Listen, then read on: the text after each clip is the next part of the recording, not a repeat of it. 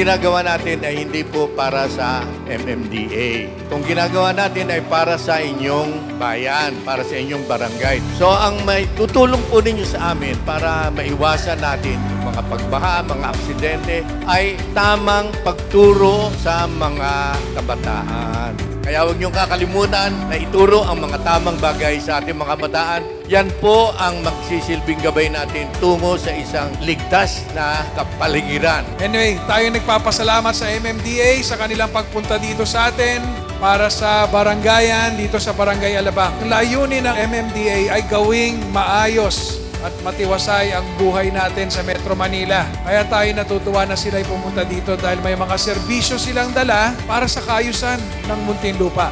Kami po ay nagagalak at napunta po sa ating barangay, ang Bayanihan sa barangay, kung saan katuwang niyo po ang buong barangay, pamahalaang barangay ng Bagong Alabang sa pagpapatupad ng mga proyekto at programa na makakatiyak sa kaligtasan, ganoon na rin po sa kaayusan at kalinisan po ng ating barangay. Hindi lamang po mga paaralan, kung hindi ang buong komunidad ay maaasahan nyo po na tutugon sa mga proyekto at programang ito, kaisa para po sa kalinisan at kaayusan, hindi lamang po ng barangay, kung hindi po ng buong Pilipinas.